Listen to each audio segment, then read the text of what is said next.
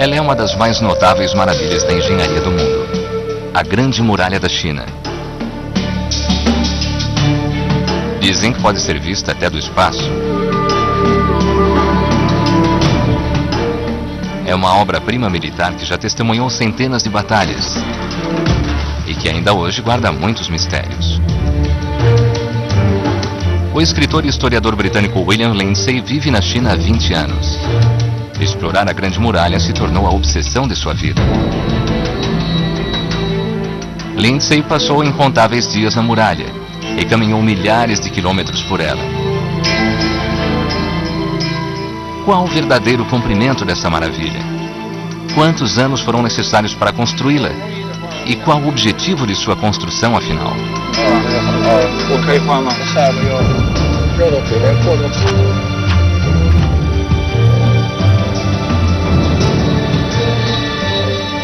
A Grande Muralha da China.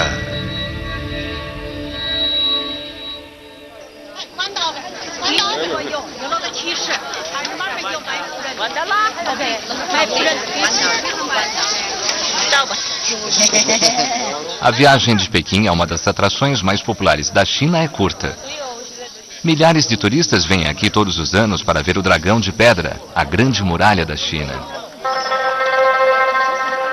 Muitas das pessoas que estão caminhando sobre a muralha hoje irão para casa e dirão: eu estive na Grande Muralha da China.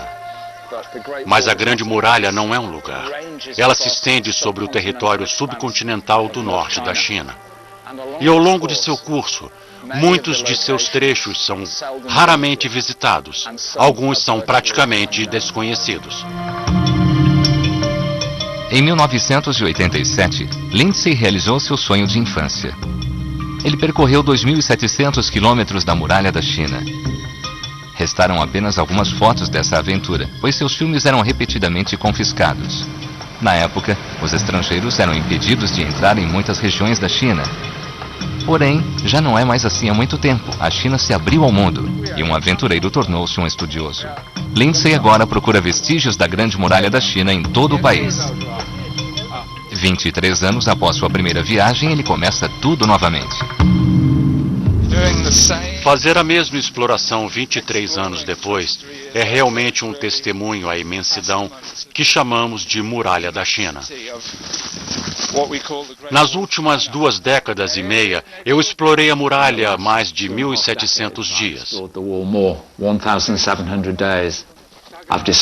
Descobri que é a construção mais famosa do mundo, porém, a menos conhecida. Sempre há algo novo a ser descoberto. Lá está. Não existe uma única Grande Muralha. Trata-se de vários muros no norte da China, construídos por diferentes dinastias durante mais de 2.000 anos. William Lindsay está nos levando a um dos locais mais remotos. 2.300 quilômetros a oeste de Pequim, a cidade de Dunhuang, no deserto de Gobi.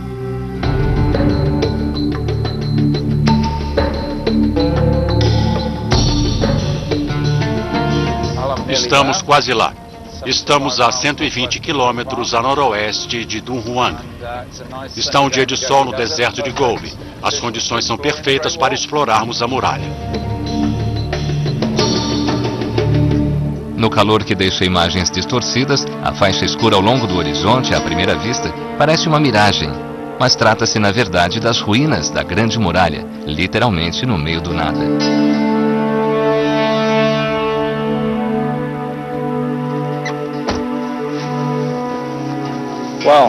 Puxa, este é um dos trechos mais belos da Grande Muralha da China. Esta é a Muralha de Han, construída há 2.100 anos. Eu não sou o primeiro a vir aqui. Esta é a Rota da Seda. Os mercadores vêm dos desertos da Ásia Central, entram na China por aqui e depois vão para o leste, para o coração da China. Vamos olhar mais de perto.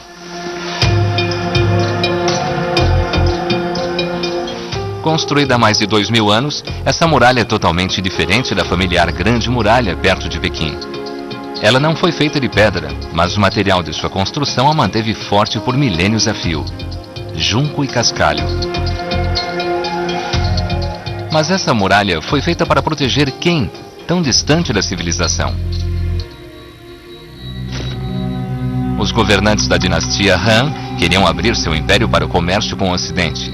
Então eles tomaram o controle do extremo leste do que se tornou conhecida como a Rota da Seda. Os Han ocuparam o vital corredor de Xi que se estende ao longo da Rota da Seda, entre as estepes do norte e as montanhas do Himalaia. É uma fronteira real, não apenas entre pessoas, mas entre estilos de vida. Os nômades das estepes vivem em yurts, a tradicional tenda redonda. Eles vivem somente de seu rebanho, vagando pelas estepes. Eles montam suas tendas sempre que encontram pastos para seus rebanhos.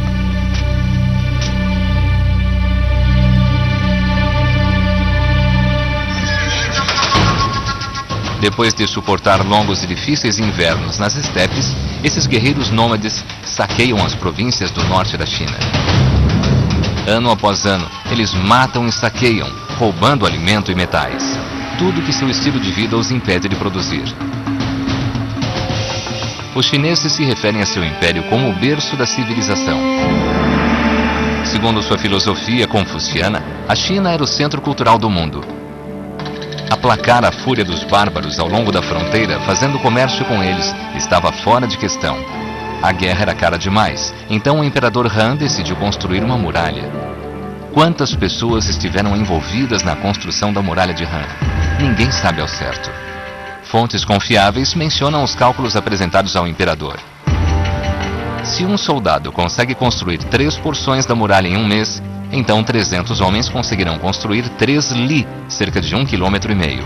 Isso significa que para a construção de 1000 lis, ou cerca de 530 quilômetros, seriam necessários 100.000 homens e um mês de trabalho.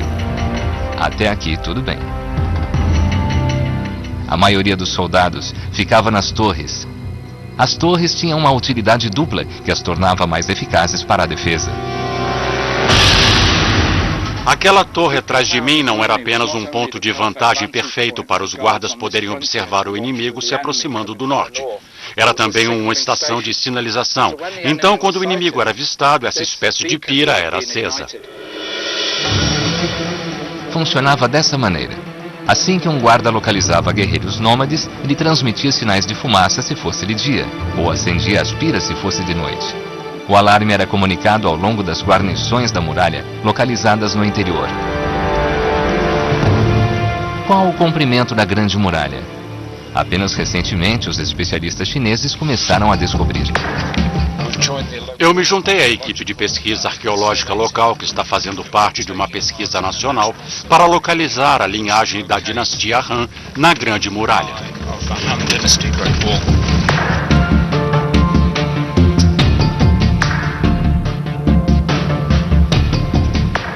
A equipe vai em direção ao deserto de Gobi. Eles levarão o verão todo apenas para medir essa seção da muralha. Ao meio-dia, a temperatura pode chegar aos 40 graus. Hoje, a equipe está explorando uma fortificação que fica no interior da Grande Muralha. O local deve ter sido uma guarnição para as tropas de apoio. Hoje, as ruínas quase não são visíveis. Esta torre se chama Meia Torre, obviamente porque está faltando metade. A equipe está aqui hoje para localizar as fortificações com a ajuda de um GPS. Fico imaginando como vão conseguir medir a altura, porque isso aqui está tão esfarelado. Eu vou perguntar para eles.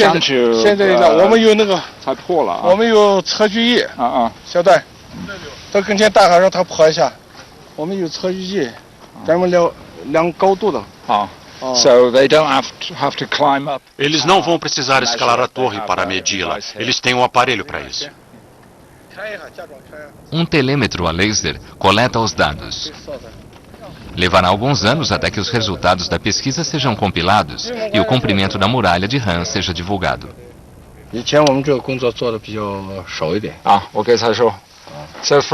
Daqui ao portal de Jade são cerca de 45 a 50 quilômetros. E há 3 seções da muralha bem visíveis. No meio não tem praticamente nada, embora os arqueólogos possam encontrar alguns traços. O Sr. Young está muito relutante em me dar uma estimativa de quantos quilômetros da muralha de Han ainda estão de pé.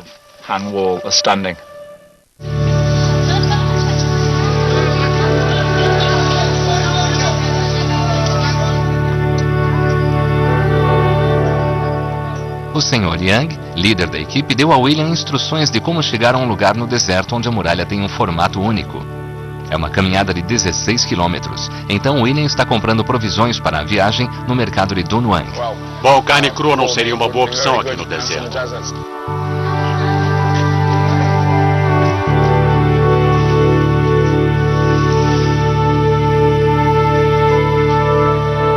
Grande parte do que ele vê não parece ser muito útil para uma caminhada no deserto, mas ele finalmente encontra o que precisa. Foi uma compra de sucesso. Por R$ 1,99 mais ou menos comprei alimentos bem energéticos.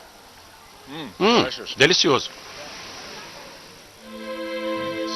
Na manhã seguinte, às 5 horas, Lindsay começa sua caminhada.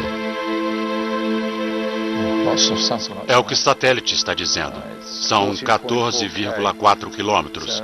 Eu acho que é isso. Ele não irá sozinho. No deserto, isso seria muito perigoso. E Lindsay está acompanhado de seu amigo chinês Piao Tiejun. O sol está nascendo agora. Seu GPS diz que eles deverão alcançar uma faixa exclusiva da muralha em 5 horas.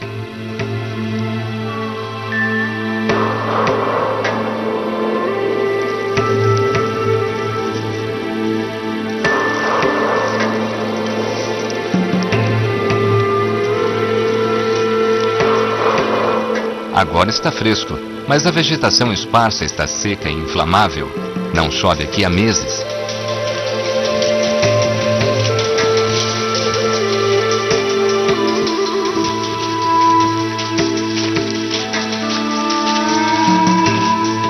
Eles caminham por uma paisagem monótona. Estou vendo uma árvore solitária ali.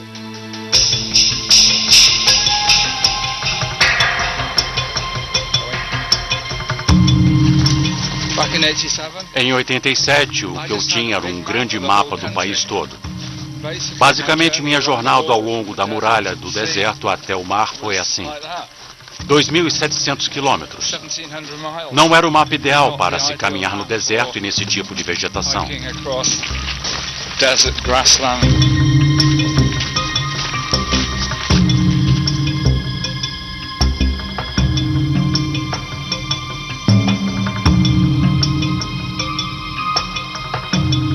É quase meio-dia e o sol está queimando. Mas finalmente eles chegam ao local que estavam procurando. Lá está. Conseguimos. Fantástico. Demais. Brilhante. Para William, essa visão já valeu a pena. Até mesmo as últimas 5 horas. Incrível, hein? Olha só, fantástico. Nossa. De todos os rostos que a Grande Muralha da China tem, este é o mais raro de todos. Esta muralha foi feita de madeiras. Viu? Tem 6 camadas de galhos e no meio eles usaram um mínimo de cascalhos. Estou muito feliz de estar aqui hoje. Valeu a caminhada de 16 quilômetros.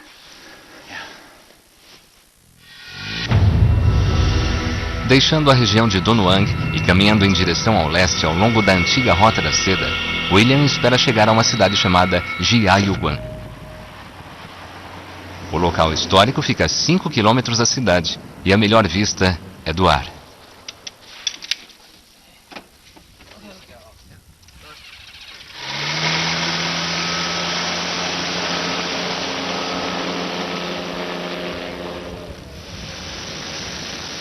Um castelo gigante guarda a muralha, construído em 1539 por Jiajing, imperador da dinastia Ming.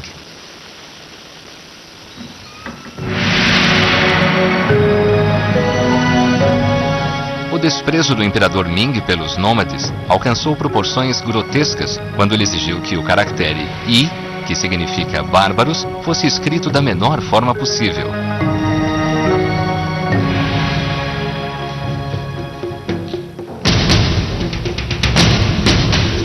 Após a dinastia Han, outras dinastias surgiram e caíram. Muitas delas construíram muralhas, mas nenhuma com uma extensão tão significativa. Jiajing, o imperador Ming, ascendeu ao trono do dragão em 1521. Ele renovou a tradição Han estabelecida em épocas anteriores, construindo uma extensa muralha na fronteira norte, com um ponto extremo localizado a oeste, na passagem de Jiayuguan. Jiayuguan quer dizer barreira ao Vale Agradável. E o Vale Agradável significa China. Esta fortaleza gigante foi construída na base do Himalaia.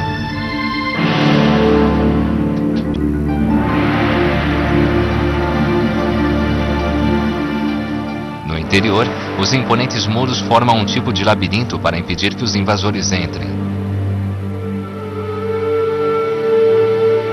E há uma lenda magnífica sobre sua construção.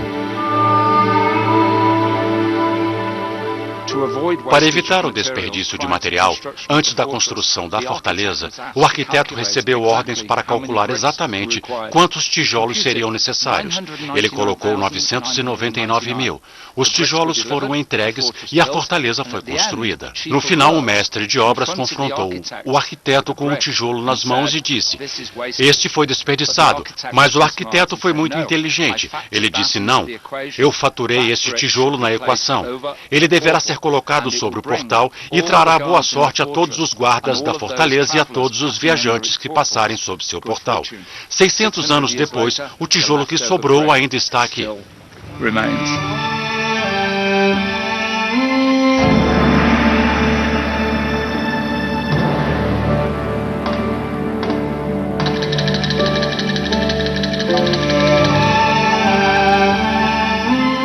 Próximo à fortaleza fica o ponto inicial da muralha, construído pelo imperador Ming.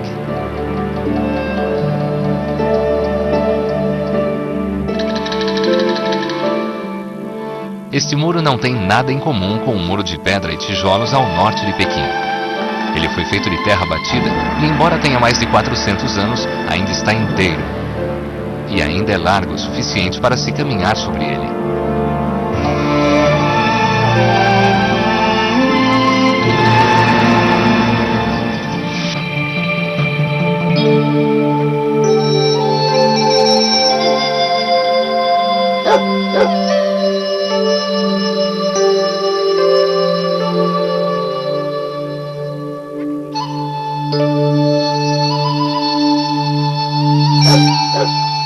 Em sua caminhada ao longo das muralhas, William Lindsay logo descobre que pode contar com a calorosa hospitalidade dos agricultores que encontra no caminho.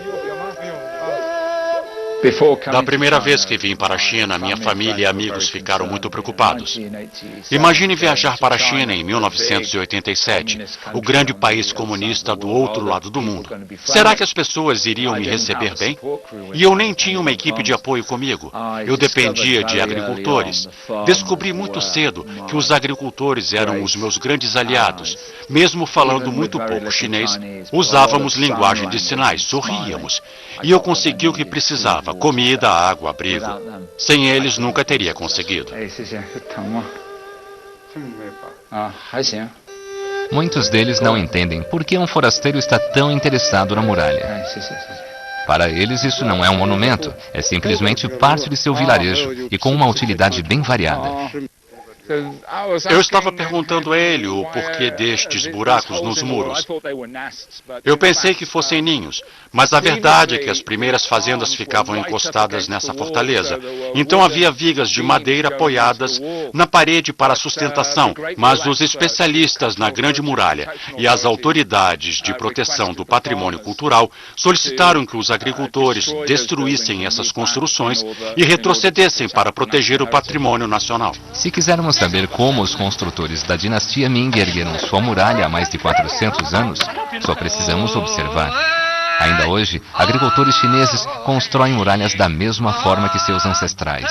Eles colocam a terra num recipiente de madeira, socam e vão subindo as camadas e socando a terra. Eles até cantam canções folclóricas tradicionais que chegaram a eles por meio de seus antepassados. Uma casa não está completa sem uma parede ao redor dela, diz um antigo provérbio chinês.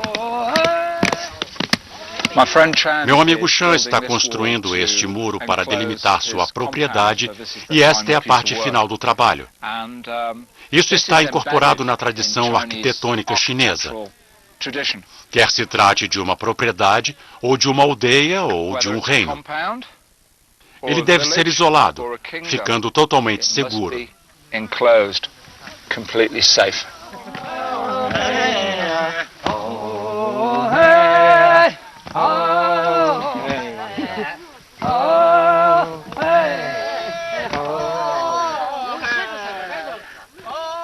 Os chineses construíram a maior parte das muralhas Ming, como estão construindo esta. É de terra batida. Imagine quantos bilhões de pancadas devem ter sido necessários.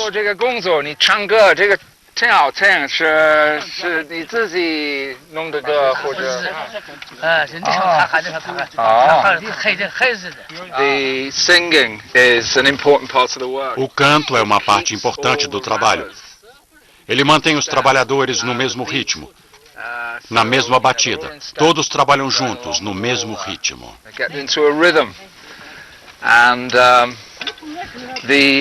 E o significado verdadeiro disso?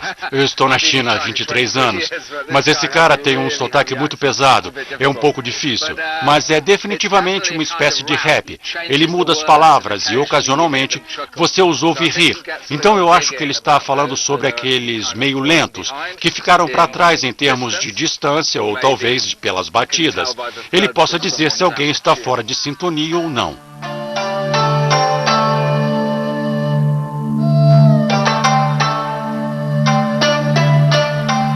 Este grupo de cerca de 20 agricultores levou um dia para erguer cerca de 27 metros de muro.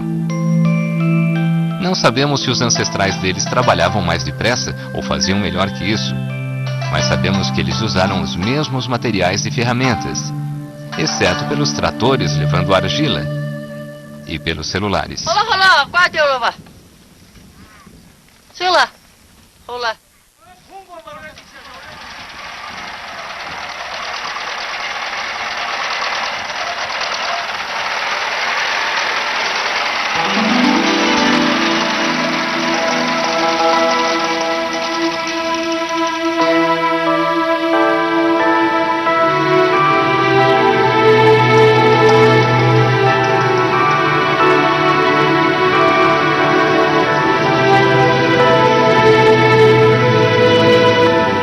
Jornada ao longo das muralhas da China, William Lindsay se dirige agora para o leste. Ele está saindo do corredor Exi e seguindo pelo norte ao longo da grande muralha da dinastia Ming. Lindsay está prestes a atravessar o Rio Amarelo, o berço da civilização chinesa.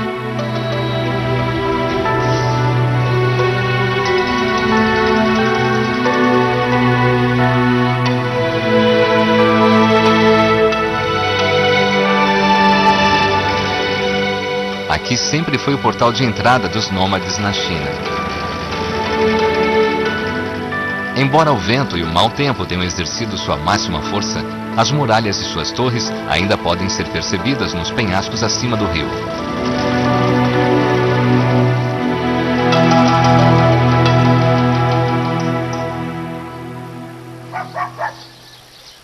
As fortalezas guarnecidas eram os postos desse muro externo defensivo. Hoje seu uso é estritamente civil.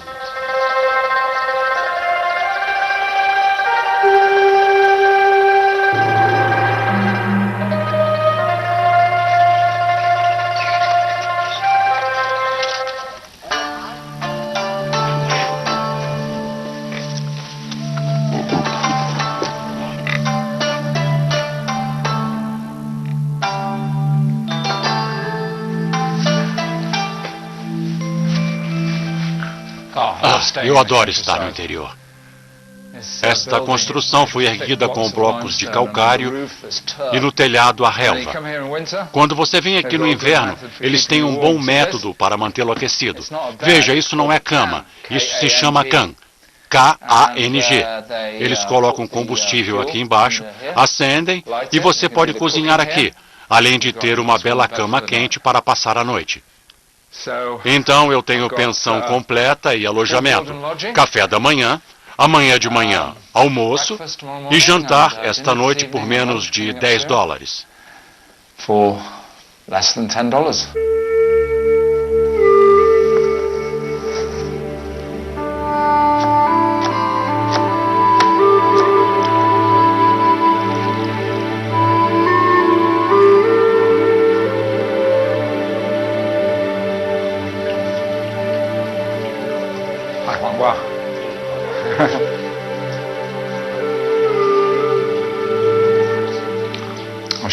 Eu deveria pedir desculpas por mastigar fazendo barulho, mas é assim que se come na China. Se você faz barulho, é sinal de que você gostou.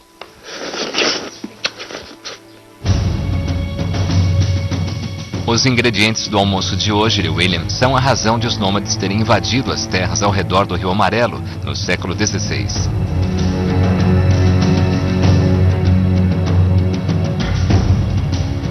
Em 1549, os bárbaros chegam para saquear.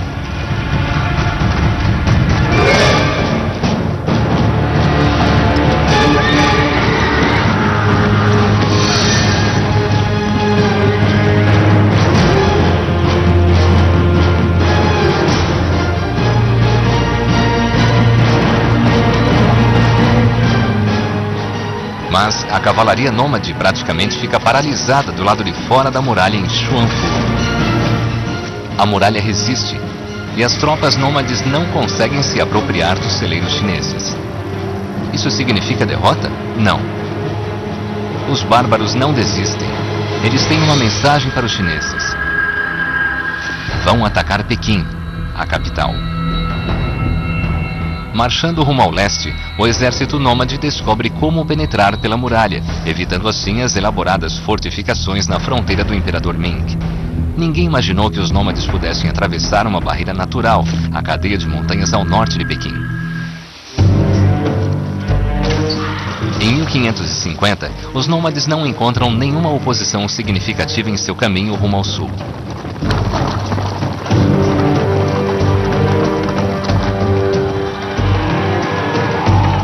Eles aterrorizam os subúrbios de Pequim durante 3 dias.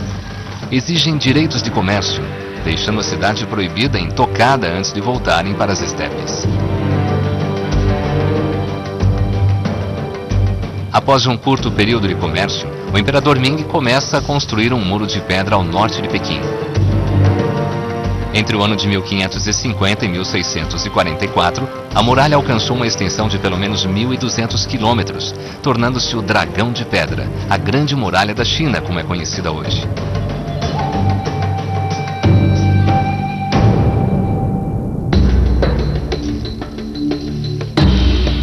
Quantos homens foram necessários para construí-la? Os números oficiais são raros, mas em algumas seções inacessíveis da muralha, ainda há blocos de pedra entalhados com textos que nos dão essas informações.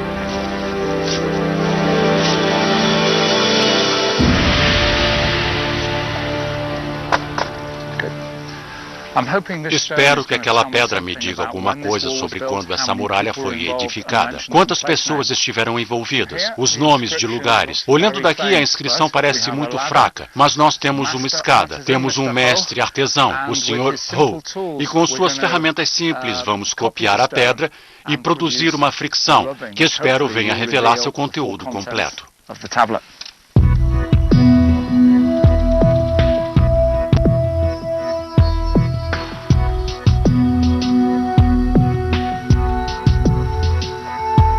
Esta antiga técnica de copiar chinesa começa colando-se uma folha de papel na pedra simplesmente com água.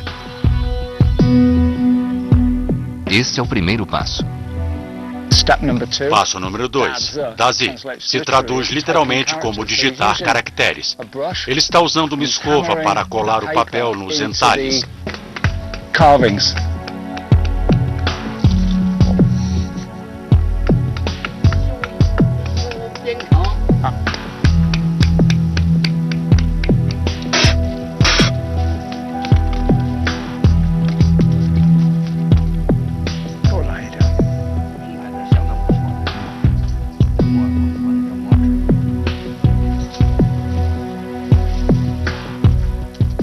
As partes mais altas do papel ficarão enegrecidas e as partes mais baixas, que ficaram sobre os caracteres e qualquer desenho ao longo das bordas, vão permanecer embranquecidas.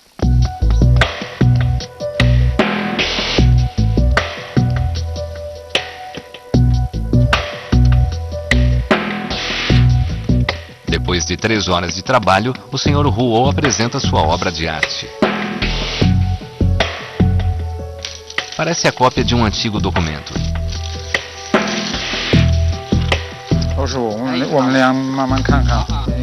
Ele ajuda William a traduzir antigos caracteres chineses que hoje quase ninguém sabe ler.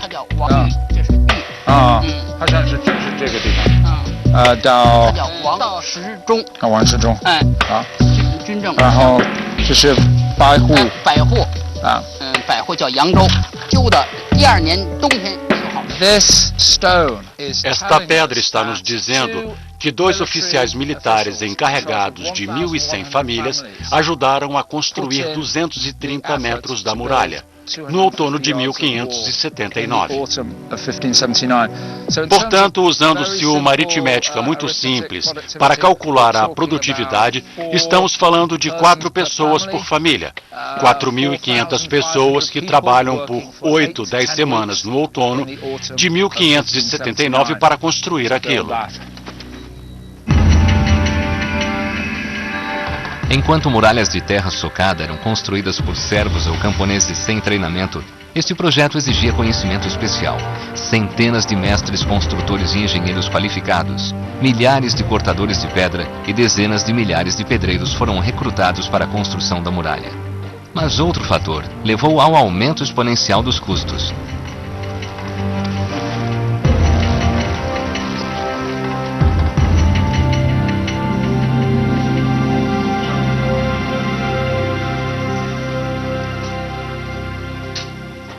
Muralhas de terra batida eram construídas com materiais disponíveis no local. Mas o material para a nova muralha tinha que ser fabricado antes de ser usado. Os chineses criaram uma rede de fornos para assar tijolos perto dos locais da construção. Um desses locais foi encontrado por agricultores locais e inspecionado pelo professor Wang Xuenong, curador do Museu da Grande Muralha de Shanaiguan. Neste local, eles descobriram cerca de 60 fornos de tijolos, o que o classifica como o maior centro de produção de tijolos preservado ao longo de todo o comprimento da Grande Muralha. Estima-se que cada forno possa assar até 5.000 tijolos. Agora, como existem 60 fornos neste vale, a produção deste centro sozinho seria igual a 300.000 tijolos por mês. Ou seja, uma produção em escala industrial.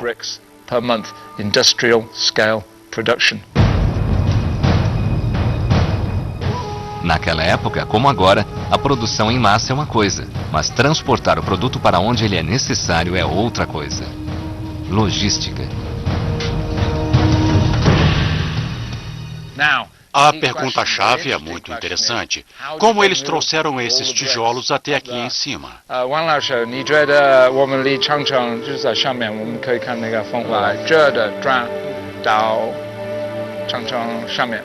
Quase não há registros históricos para responder a esta pergunta.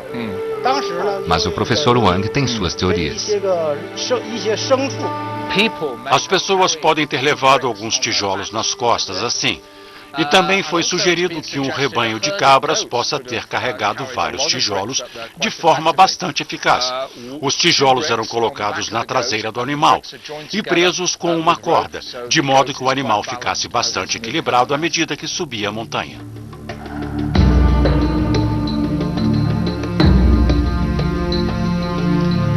Mesmo sem tijolos nas costas, a subida até a fortaleza já é bem difícil, mas vale a pena. Quase nenhum turista vem a esta seção isolada.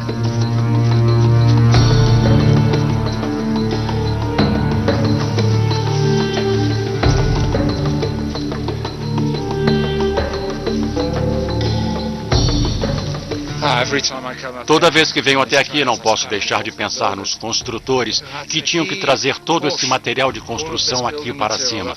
Todos esses blocos, todos esses tijolos.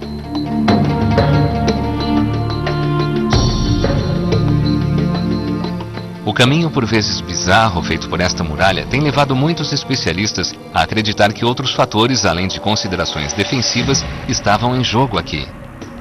Durante várias gerações, os chineses seguiram a prática do Feng Shui, os ensinamentos do vento e da água. Especialistas em Feng Shui devem ter sido consultados antes da construção da muralha para garantir que as forças da natureza iriam trabalhar a favor da construção.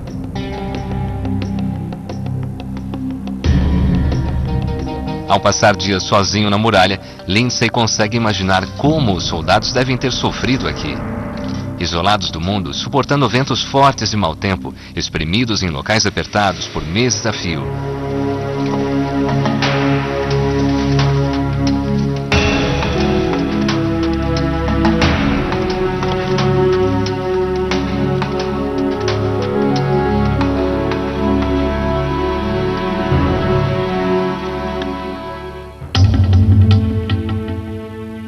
Finalmente, essa muralha é um monumento à exclusiva perspectiva de mundo do Império Ming.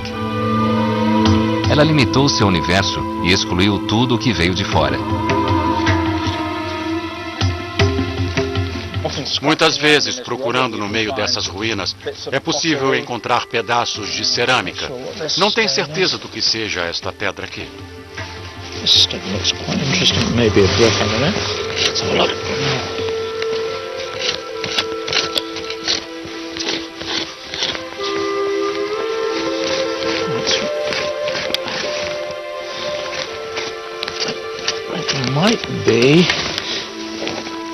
Ela me parece muito interessante.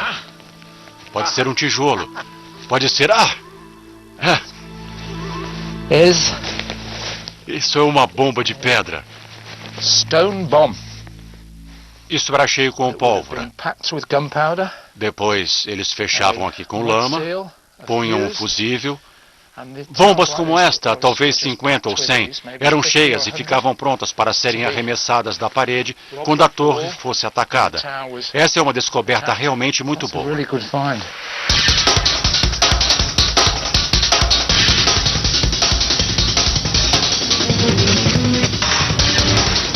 320 quilômetros a leste, encontramos outro exemplo da história viva. 那个山头那第一个好的，对，那个比较保存完好那个，对对对，这就是我们张家楼，对。 Este é Zhang Heshan. Seus antepassados construíram a muralha aqui 440 anos atrás. E mais adiante, as torres têm nomes de outras famílias, como a Torre Zhang, a Torre de Wang ou a Torre de Lu. Então temos aqui a história de família da Grande Muralha, que ainda vive 440 anos depois que ela foi construída.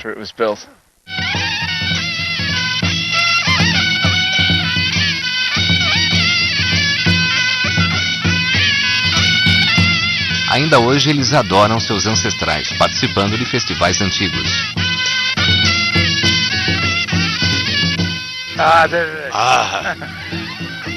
O porco foi sacrificado ontem, eu acho ótimo, a carne é fresca. Este deve ter sido um raro momento de descanso e abundância em sua difícil vida.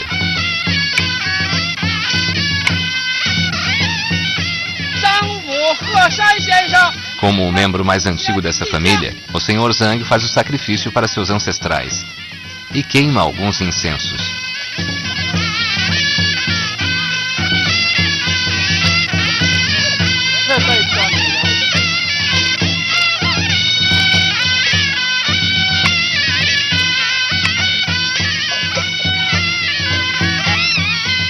Depois, a geração viva dos ancestrais da família Zhang faz reverência a seus mortos e a sua própria e incrível história.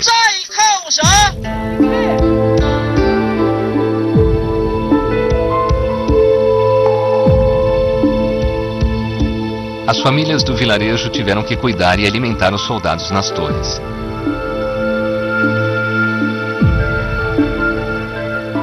Seu serviço de comida para levar sobrevive até hoje. Zhang Heshan, o agricultor na aldeia de Shunziu, preparou algumas iguarias para eu comer depois da minha caminhada. É incrível pensar que 400 anos atrás, esses Boulu Bin eram mandados para os guardas nas torres por suas famílias. Então, vamos dar uma olhada. É uma espécie de massa, conservada dentro dessas folhas grandes de carvalho. Dá para ver as impressões das folhas na massa. Vamos ver.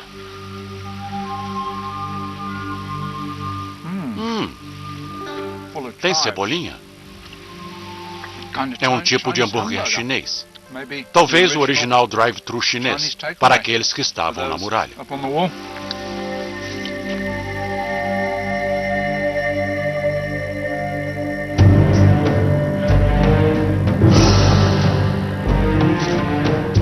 Em 1644, logo após um período de 100 anos de construção, a muralha defensiva mais impressionante já feita pelo homem estava terminada. No entanto, não se trata de uma única grande muralha. Ela é composta por um sistema de várias linhas de defesa, das montanhas para o mar.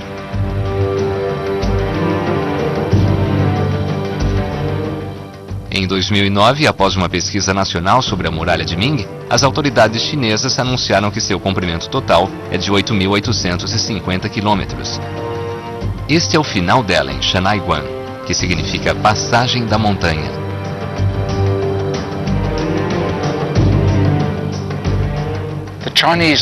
Os chineses comparam a Grande Muralha Ming a um dragão serpenteando em suas terras.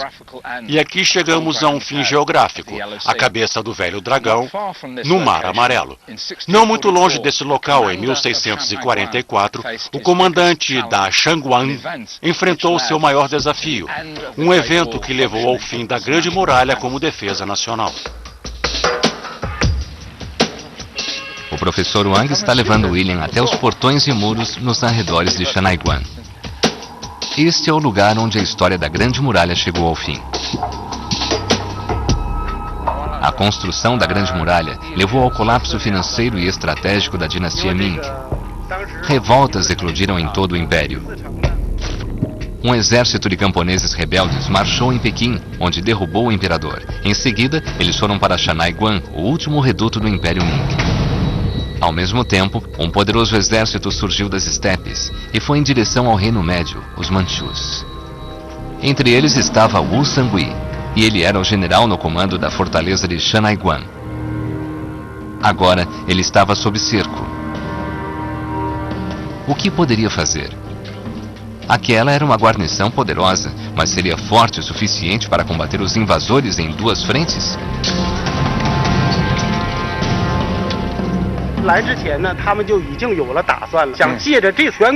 O professor Wang Xuenon conta a William Lindsay a solução encontrada.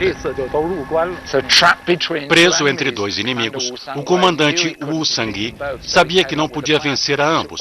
Então ele idealizou um plano, oferecer uma aliança com os Manchus no norte. Assim, os dois exércitos se juntaram e confrontaram o exército camponês rebelde e o derrotaram. A muralha é tão forte quanto os homens que aguardam, teria dito Gengis Khan. Seus sucessores das estepes, os Manchus, concordavam com ele. 80 mil soldados manchus passaram por este portal e entraram no coração da China. Os Manchus fundaram uma nova dinastia que governou durante o Império, do centro até 1912. Eles se auto-intitularam Qing, que significa os puros. A Grande Muralha não tinha mais utilidade. Mas sua história não chegou ao fim. Até hoje, ninguém sabe qual a extensão de todas as grandes muralhas da China. Há ainda muitas outras, e histórias para serem descobertas. E William Lindsay não vai parar de caminhar pelas grandes muralhas até que conheça todas elas. Eu não acho que no futuro as pessoas irão se organizar de uma forma tão metódica para criar algo que não seja apenas história, que não colapse, mas que, como a muralha, se torne parte da geografia da China e do mundo. Certamente no futuro vai haver novas maravilhas, como formas de comunicações avançadas, vida mais longa, exploração de planetas. Mas em termos de sangue, suor e lágrimas, a Grande Muralha da China, na minha opinião, é o máximo. E é por isso que eu estou sempre tentando entendê-la. Versão Marshmallow São Paulo.